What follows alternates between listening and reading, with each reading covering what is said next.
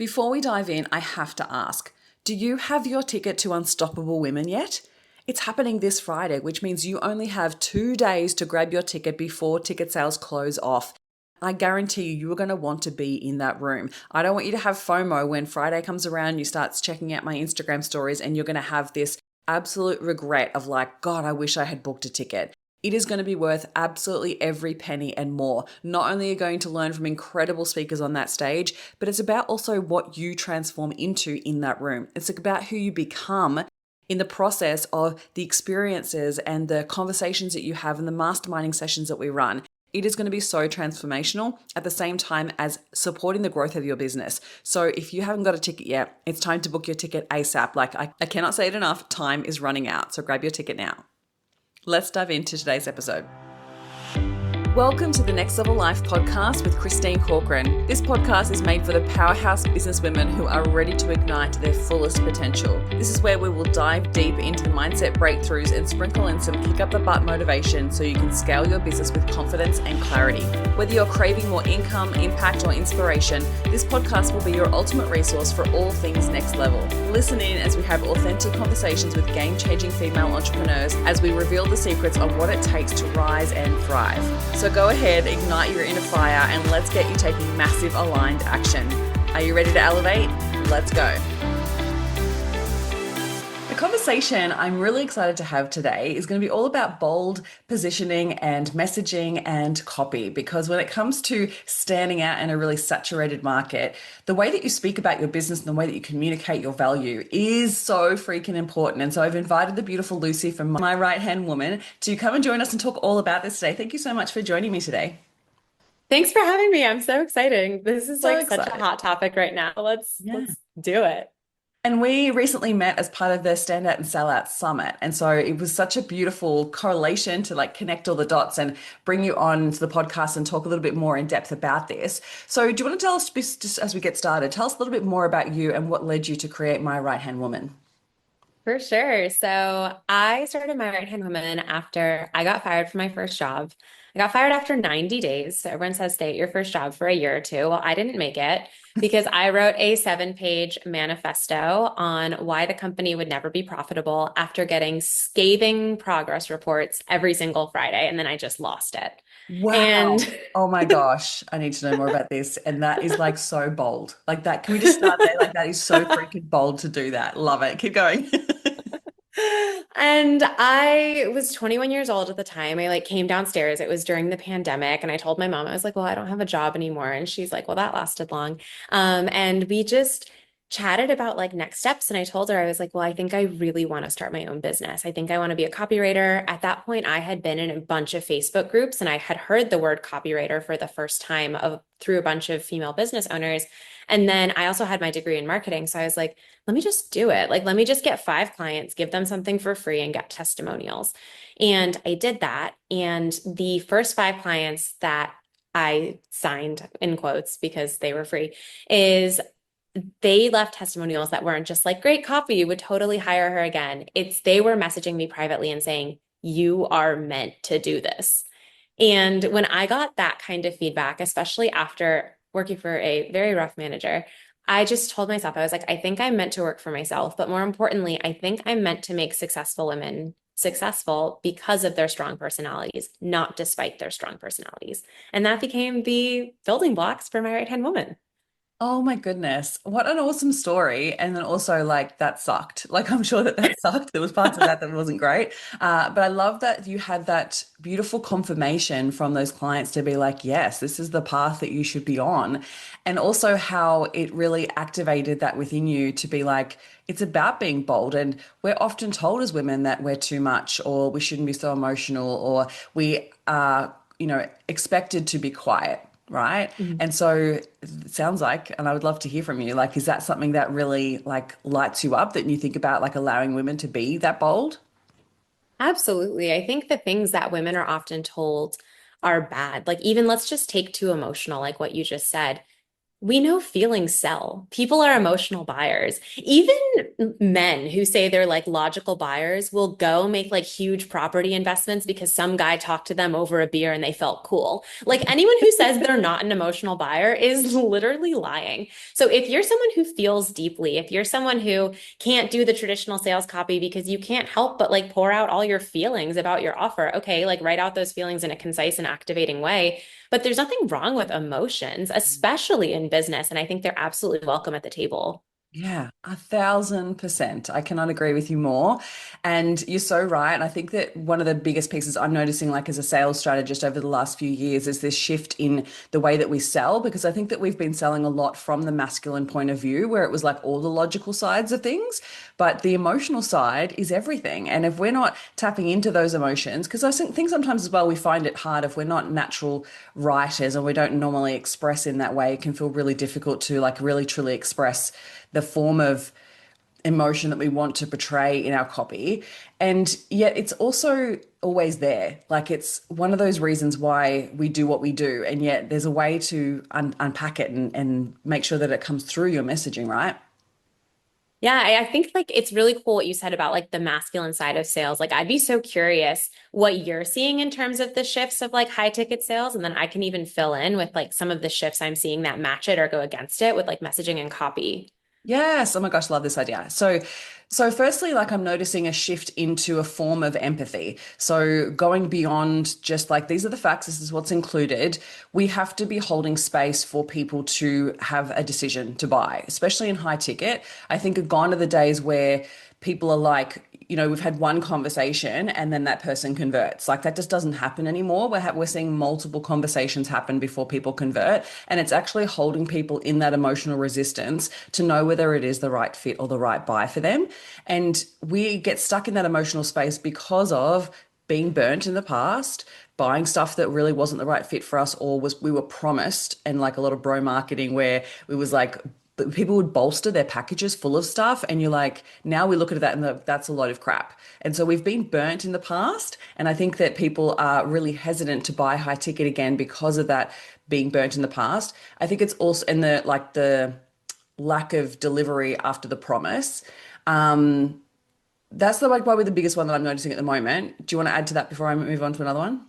I love that you said that because when you specifically said like more empathy and more holding space for the in between, we are also seeing that in copy.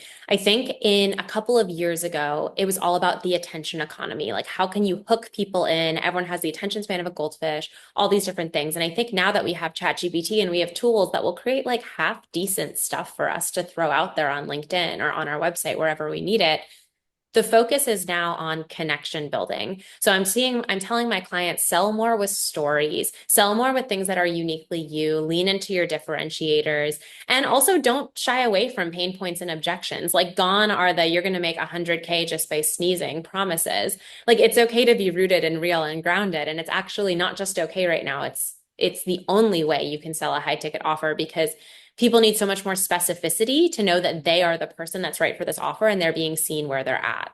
Yes, 1,000%. Absolutely agree with you. That specificity is so key. And they're even looking for forms of high ticket or programs or, people are shying away from all in one kind of offerings because they're doubtful of like, am I actually going to truly get the result that I'm looking for? And so that specificity comes in so importantly.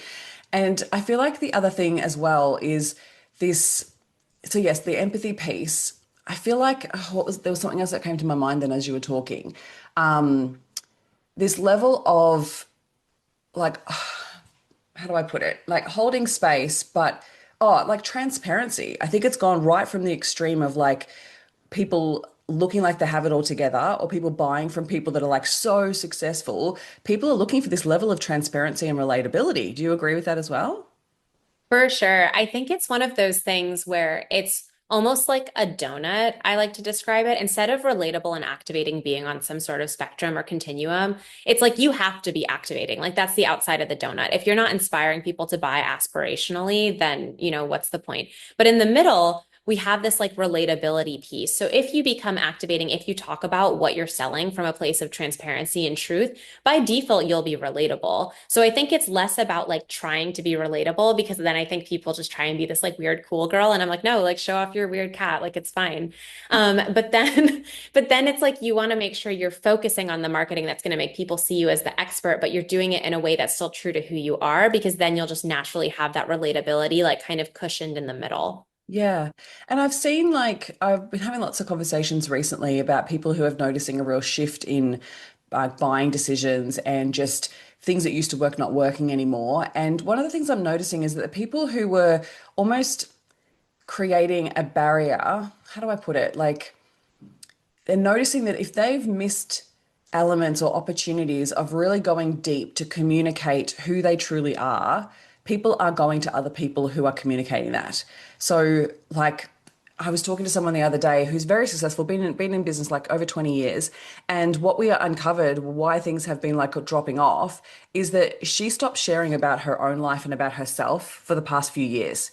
So people aren't as connected to her as they used to be or connected to her versus other people. Because I think sometimes, like, yes, we can be the professional person who's getting the results for the client, certain thing, or just creating something and putting it out there. But if we're not fully deeply connected to that person, and especially when it comes to high ticket, I feel like there's a level of lack of trust or lack of full transparency. Are you seeing that as well? For sure. I think it's really interesting because when people say like people aren't buying high ticket, it's like they are. Yeah. People will always buy high ticket. I think it's one of those things where people are realizing if they're going to put down that amount of money, they want to do their due diligence. Mm. So we're just seeing those vague general promises kind of toned down and more of those specific needed results to be toned up. So instead of someone saying like, I'm going to change your whole life, like, what does that even mean? They're saying things like, I'm going to create this like very simple scalable system so you can produce more content in less time, therefore saving 10 hours a week, which will compound to this, which will compound to you being able to do this, this, and this. So it's like we are buying results that we can actually tangibly feel instead of results that are just like these wild desires that are on our vision board. Yes, yes, that's so true. Like that specificity of the actual result. And I feel like, do you find people are really reluctant to almost go to that level of specificity? I think so. I mean, one thing I say that I've kind of become known for in my space is your sales copy should be a horror movie for your non-ideal client.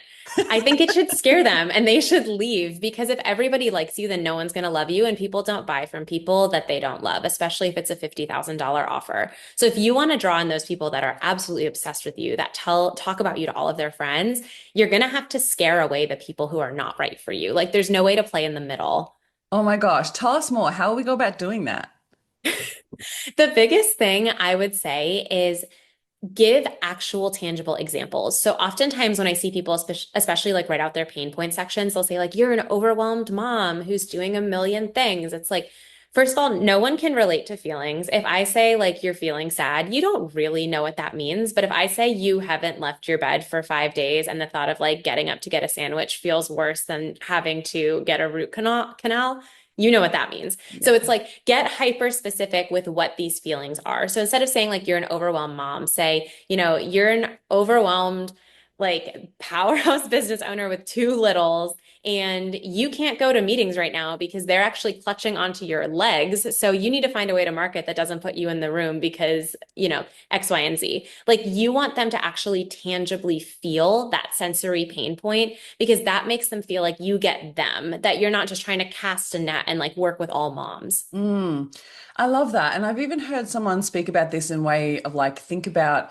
get so for like so specific with the ideal client that you truly want to work with, and then almost like map out the experiences they have throughout the day. So then you can try to pull those experiences and then put them into your copy. Because like you said, like that specificity, it needs to go beyond just the normal term of like, oh, you're overwhelmed and exhausted. But what does that actually relate to, or what does that end up being? Like, what's the tangible example of that in their everyday life? I love that you said that. And especially like, I think people often think that you need to know your ideal client like the back of your hand. Like you have to know her coffee order, you have to know all these things. You don't really need to know those things. You just need to know the things that are important to your offer in context. So if a part of your offer, let's say you're a business coach, you're a marketing coach, and you help people create content, you need to know about her process for creating content. You don't necessarily need to know if she takes like oat milk in her latte. So Yeah. it's like get really specific on the details about her and her process that actually pertain to the offer. Yes, I love that connection because the context matters 100%. So, talk to us a little bit more. If we were someone in business that really wanted to stand out from the crowd and we feel like we've kind of been playing it safe, how would we start to stand out and become a little bit more bold with the way that we express our services or the way we express what we do? I would start with your differentiators. I think this is often where people are playing small. They're so afraid to call themselves the best at something, the only of something, the number one. And you don't have to use that language if it feels a little too like foam finger or whatever, but you can find your own way of expressing that. But you have to carve out a place where you're like, I know I'm untouchable here, because that creates a confidence that now you can start to create copy around that differentiator where you can actually say what you want to say and you're not trying to like blend into some crowd or some competitor. Yes. Oh my gosh. I want to explore this even further with you because I feel like I was literally having a conversation about this with someone recently. And it's because here in Australia, right, and in New Zealand, we have what we call the tall poppy syndrome. And it is something that prevents people from really going and standing out and being like, hey, yes, I am the best. And so when we look at Americans doing that, it almost triggers us. Right? Like, I'm just going to be super transparent, right? It triggers us to be like, "Oh, we couldn't say that. We can't be the expert." That's why I literally wrote a book about imposter syndrome because of this reason. And we hold ourselves back from really owning that space because of the fear of being torn down, because this tall poppy causes us to fear that if we stand out from the crowd, then the rest of the crowd will go, no, no, no, that's not okay for you. You have to come back down here where we are. So we find it really hard to communicate our successes, our accomplishments, the results that we create for our clients, and like owning that space. And I feel like, though, it's where we need to borrow Americans' confidence and actually start doing that because the people that are doing that here are standing out and it is actually making a huge difference for business owners. And I feel like it's one of those things that, and I just want to say this because if there's any Aussies listening, like, please don't take that to be like, oh, I couldn't do that. You have to do that right now. Like, we have to. It cannot be someone because you're going to literally get lost in the sea of sameness of everybody else if you're not owning something, like owning that space. And so, even if it's like not the number one, what can you give us another example of like how we'd go about owning a specific area of our industry or claiming that we work with a certain type of client that doesn't feel like we're saying we're number one or the expert? Because I feel like that would be a huge barrier for a lot of Aussies. I love that you said that because I work with so many Australian clients, and sometimes when I bring like a headline up or something, I'll see them like visibly like recoil on the call, and Right? I'm like, okay, yep, I see it, like the cultural difference. And you also kind of sometimes see it with like working with Scandinavian clients. I Oh, think there's like this there is just a different culture. And it's one of those things where if you are primarily serving an Australian market, I would probably not tell you to market like an American because it actually might turn people off. But if you're trying to compete in the American market, it's not that you have to play the game, but you want to make sure that you're still able to stand out. I think if claiming a role or claiming a title or like taking this like expert stance feels really rough to you, like don't do it. I think you can command authority through a lot of different ways. You can command authority with really strong case studies. You can do it with humor. You can do it with storytelling. So you can find your own subtle ways to do that without saying, like, I'm the number one health coach in the world. yeah. You can say, like, I struggled with fibroids for 9 months and I was told by OBGYNs that they're never going to get better and I just surgery was my only option, but I knew there had to be another way. So I created like the fibroid protocol for women who want to optimize their nutrition who have this condition. So as you can see, hyper specific, telling a story, showing authority because she went against an authority figure, but a lot more subtle than saying like I'm the expert on fibroids and nutrition because that might feel really weird to her. Yes, I love that. I love that. And just getting clear on where you just want to own that space. And I think it's, yeah, either tapping into your story or finding some way, shape, or form. Like, even like for myself, like to go out and say, like, I'm the number one high ticket sales strategist, that would feel completely, no, that just feels so Yeah. wrong as an Aussie. And I feel like it would also doesn't feel truthful. And I feel like there's a level of integrity that is so important to me. And yet I was working on this as myself actually a little while ago. And I was like, but I could be the number one go-to for women in business that are done playing small and are ready to break through to their next income ceiling. Like, that feels super true, Yeah. right? Like, it's like finding something in that space that feels still truthful because it's, holding that level of integrity. So yeah, I love that. And so let's talk a little bit about high ticket and anything that you notice as well with regards to shifting into the high ticket sales element and what you notice with women in business that are coming to you that want to work on high ticket and their copy. What are you noticing is starting to shift, or what are you focusing on that's really helping for like ideal clients to sell their high ticket? The thing about high ticket is so much of it is like a conviction game. You can really sell a $97 membership with just like really good benefits, selling the transformation, doing all the right things. When you start moving into high ticket, there needs to be like a swag or an energy to the offer. And it's really hard to describe that sometimes as a copywriter because it's like, Lucy, just like get the words on paper. Like, what are you doing? But it's like, if you don't have this like very nuanced opinion that makes people see like, you are sure of your own offer, it's very easy to have limiting beliefs on the page that you don't even realize you're putting on the page. So this is often when I'll talk in the realm of like, don't hire a copywriter with limiting beliefs, like hire a copywriter who's invested high ticket. Because if they don't have these like very subtle levers, it's going to turn off an ideal client because it's really hard to sell a $50,000 offer from a sheet of paper. It's not the world it was in 2020. And you need to almost start this invitation, starting this conversation, starting the intrigue. And then you have other supporting things supporting the sales page, whether it's your content, your podcast, if you do sales calls, or if you sell in the DMs.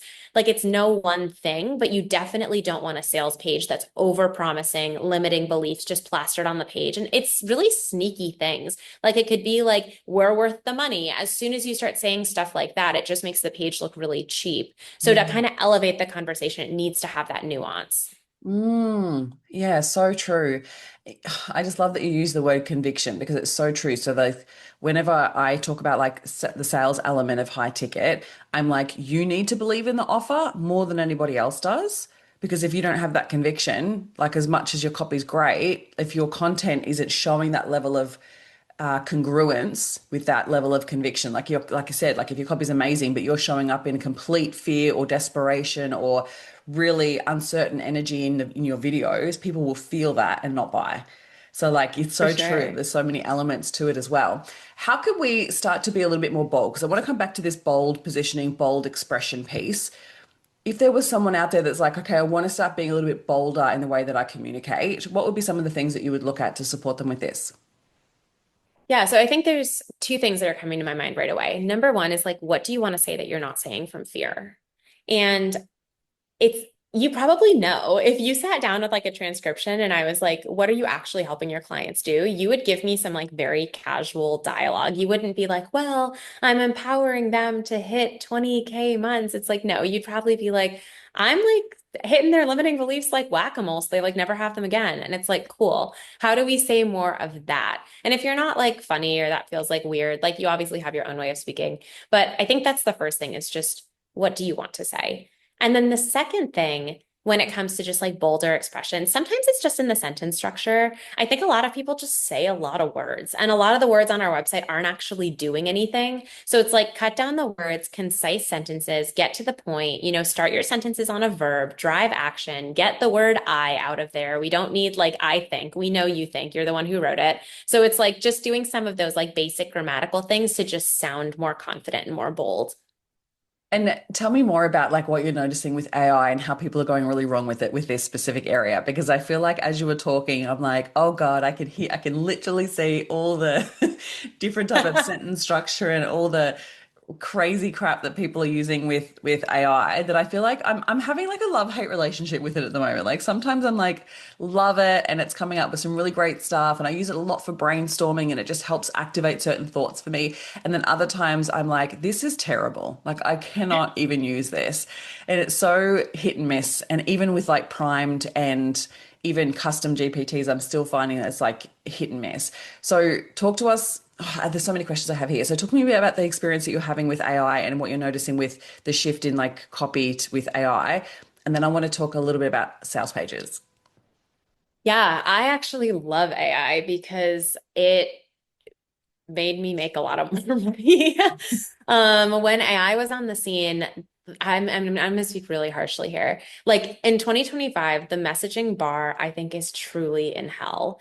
I think we have so many people regurgitating really boring, bland, vanilla words that they've generated on ChatGPT that they think are good because they sound good, but they're actually not saying anything and no one is connecting to those brands. Mm. So in 2023, 2024, business was really saturated. It's still saturated, but because so many people are using productivity tools and we're losing the art of storytelling, this is actually your chance, I think, to really start sounding more human and soar. So I'm not against using ChatGPT. I just think it's really creating very bland vanilla messaging. And a lot of businesses are, they think they're doing better, they think they're more productive, but then they're wondering, like, why am I not making sales? Like, why aren't people connecting like they used to? And they start blaming the algorithm or the saturated economy. It's like, no, like you just lost your humanity. And Yeah. we know that being a human is like one of the number one things that sell, especially high ticket. So true. So true. And I feel like there's like an energy shift. So I was trying to explain this to a friend the other day. Like you can tell the difference. It's almost like there's no energy in the caption if you're using it for content and all the email, there's no energy behind it, or there's no conviction behind it, or there's just like this bland kind of blah. Whereas when it is your storytelling or it is you truly putting some energy into it, people can feel that shift. And I've even noticed that like I've used it for like different parts of my content, just been playing around with it because I feel like we have to get used to it and we have to play with it to see how it works for us because it's going to like take over us. So we've got to be obviously on the board, but I'm also having moments where I'm like, this is not actually communicating what I want to communicate. And so I need to just go back to I'm going to write my own content. Like it's so funny because I go through different waves of like I wonder if it's also like being a woman, like different parts of our cycle. I find different parts of there's a certain week in my cycle where I can't make sense of my thoughts to then like get into sentences. And so then those weeks, ChatGPT is amazing. And then the other weeks where I'm on it and I'm like so passionate about what it is I want to share, everything just comes out of me. Like I can podcast until the cows come home, I can write, I can do a whole bunch of captions. So I'm actually getting into the rhythm of like creating more content when I'm in that week so that I'm really sharing my message and my thoughts and my expression and my stories. And then other weeks where I'm feeling like I'm not on it as much, ChatGPT helps me clarify my thoughts. Yeah, I think that's like such a good use of it. I think like if it's working for people, go for it. I think there's a way to train ChatGPT where you can put in like a podcast where you're like, I crushed that Yeah. podcast. And you can put in the transcript and be like, can you generate 5 posts? And then that's like a great starting point because it's you. But I think when we start getting into the realm of like sales copy or those really high impact pieces of copy where it's like one sentence out of place has the power to like turn someone off, then it's like, obviously use it for brainstorming. Use it if you're having like a total brain freeze moment. Like I would never want anyone to stare at a blank Google Doc and like hate their life. But I think that's the number one thing to just be mindful of. So true. And so, what are you noticing with sales pages? Like with you working with people in the high ticket space, like as to, I mean, how would I put this? This, I believe there's still a place for long form sales pages. I think it's important. I think that but what you're saying, like what you were saying earlier around like get more concise, because I feel like one of the things with AI is that we're so bombarded with so much information. Like there's sometimes where I'm like, I don't want to read that whole thing. Like, and I'm skimming, like even with any forms of content, because I guess there's so much we're consuming. Our brains are like getting super overwhelmed. Are you noticing any shift with regards to sales pages of what is working and what's not working with length? Yeah, I think it's really interesting because we do still see that long form converts. We've also seen shorter sales pages convert. I'm a big believer in anything that's good will convert.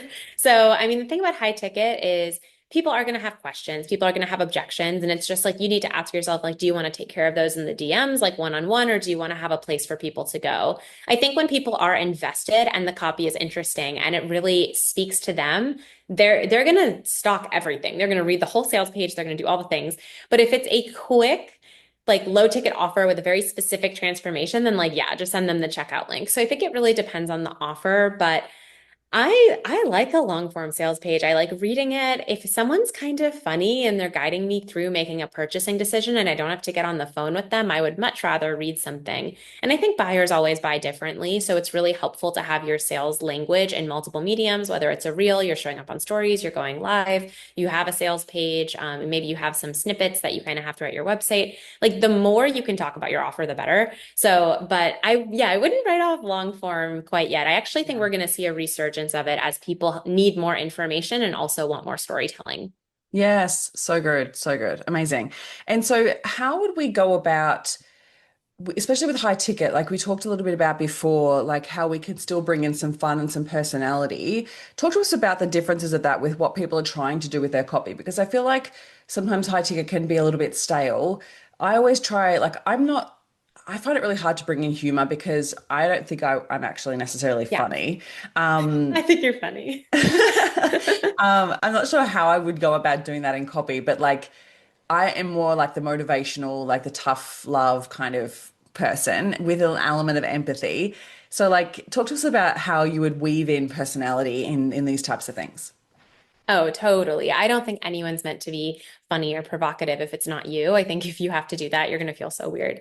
Yeah. When people want to bring in their personality, they have to really curate a very intentional brand voice. It's not just like a matter of like, write how you speak, but it's thinking, what are the three adjectives that you are? So maybe you have like blunt in your brand voice cocktail. So blunt is, it can be a pretty aggressive like adjective. So we need to balance it out with like blunt, kind, and then maybe like direct. Like that could be a really fun cocktail that could create a really nice brand voice. But a lot of people actually have the opposite problem. They're like, I'm friendly, empathetic, and bubbly. And I'm like, well, that's going to be such a boring brand voice because there's no like medium or maybe even slightly negative Yeah.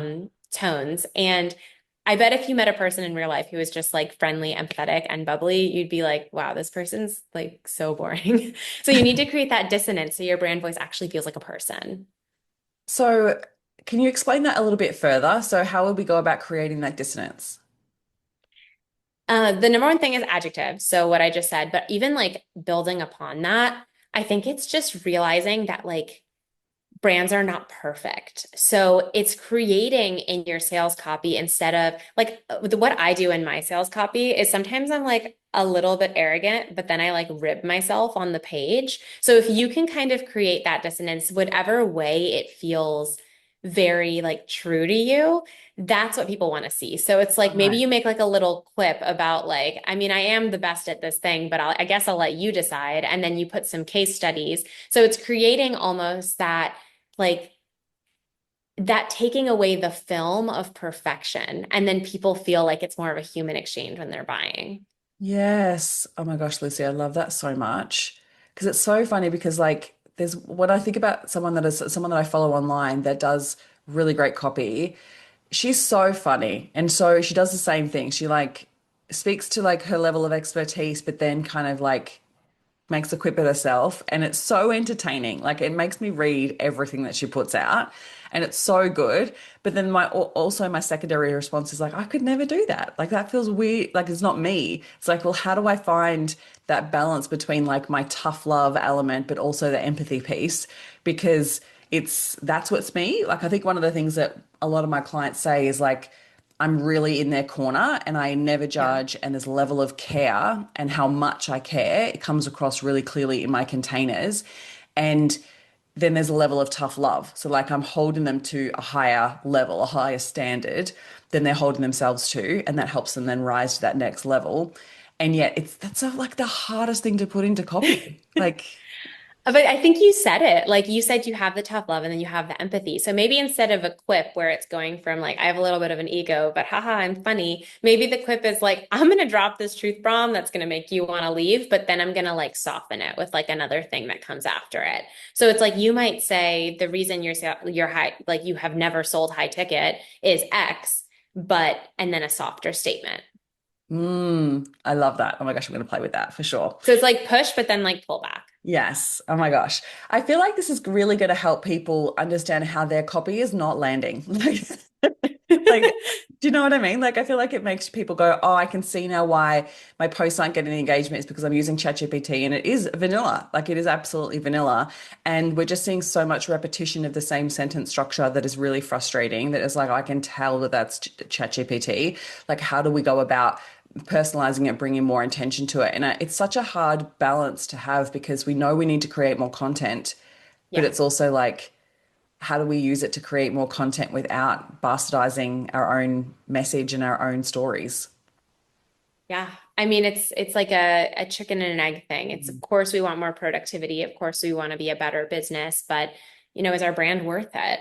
And I think it's asking those really tough questions of, yeah, you could probably post 5 times a week. I think any of us could post 5 times a week with how many tools are at our disposal. But do you want to risk that one reel that sounds really robotic, making someone who may have been a good client unfollow because they're like, oh, I don't think she's it. And there's so many people selling high ticket and I can go elsewhere where I'm more seen. Yeah. I'm even seeing it more too with like the fake images that people are using Hmm. with AI, and I hate it. And I think and I'm trying to like get that across and letting people know like be really careful because this is your brand, and if you're a personal brand, people want to trust you. Like trust is the biggest thing and you don't want to break that by creating some fake image that people can tell that it's AI. It's Hmm. horrible. Yeah, and it's like know your business. Like if you are a productivity expert and all of your stuff is written with AI and it's like 70% there, like great, you're showing what you can do, productivity. But it's like if you are, like you said, a personal brand or a coach and you're using these like weird AI generated images that show you with like designer things, it's like that's so weird. So it's like know where you can cheat based on like your industry or your niche and know what's really important to your line of work. Yeah, love that. And so when it comes to having this bold expression across our businesses, is there anything else we haven't touched on yet that you feel like is important that we bring to the table? I think just think about like the movies you love and the novels that you love and the way they kind of pull you in. I think when we talk about being bolder, especially we talked a lot about storytelling, it's not just about like, oh, I quit my job one day and then I started my business. We need to start stories with like a bang. Like, I'm sure you remember like opening lines of like some fiction stories where you were like, whoa, wait, we're going to start with that. So it's just think about the things that you actually genuinely enjoy reading. Like, take your mind out of copy and then think about how you can use those elements in your copy. Especially like I'm noticing as well with like Netflix series where they go to like this back to this pivotal moment in the past and they start Yeah. with that and then they're like, oh, but 4 years later, and then they Let's like backtrack it. Yeah. yeah, it's really interesting, but it grabs your attention. And that's the thing is like we've got to have that attention grabbing, which is really important because it's just so over saturated with so much content that we've got to be the Yes. one that cuts through the noise. So yeah, I love that. Amazing. Oh, Lucy, this has been such a fun conversation. Tell us next with tell us a little bit more about My Right Hand Woman and how we can work with you. Yes, if you listen to this, anyone who's watching the video, I don't know if you do a video podcast or it's just but you'll see the sun setting on me. It's perfect timing. But for working with me, if you really enjoyed this conversation and want to keep it going, find me on Instagram at my right hand woman. Honestly, just say hi, even if you tuned into the episode. I love to know like who's listening. If you have questions, I'm always on Instagram. I also have in the show notes my quiz link to what's your brand messaging superpower. That one is so fun, especially if you're someone who, when I started talking about the authority piece, was like, I'm going to actually throw up. Because what I do is I tell you your actual superpower and your messaging and how to leverage it. So you're not going to be someone that you're not. I also tell you the gaps in your messaging and the room for expansion. So it's a really in-depth resource that gives you like a full messaging diagnosis that's custom to you. And then if you listen to this conversation and you're like, actually, I just want to work with you, I really want you to write my copy, go to myrighthandwoman.com on the contact form, reach out to me directly there, and we can get the ball rolling and I can get a feel for what you're looking for. And then we can book in a project. I love it. Amazing. I'll make sure I put all the details in the show notes and all the links so it's super easy for people to find. But before we jump off, I would love for you to share with us if you were hearing from someone that really wants to take their business to the next level, what would be one piece of advice you'd give them? Oh, that's such a good one. I think I would say don't lose sight of who you are, I think is the biggest one. Is just like whenever we're scaling, we try and become something that's outside of us, whether that's more professional, more bold, more provocative. And it's like, stick to your roots, stick to what's been working, and then build around that instead of trying to find that next level of success outside of yourself. Oh, I love that. Great piece of advice. Thank you so much for being a part of the podcast today. It's been Thank such you. a It joy. was so great chatting with you.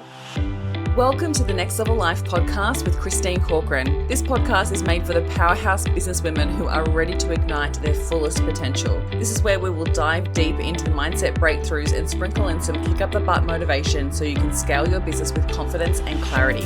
Whether you're craving more income, impact, or inspiration, this podcast will be your ultimate resource for all things next level. Listen in as we have authentic conversations with game-changing female entrepreneurs as we reveal the secrets of what it takes to rise and thrive. So go ahead, ignite your inner fire, and let's get you taking massive aligned action. Are you ready to elevate? Let's go.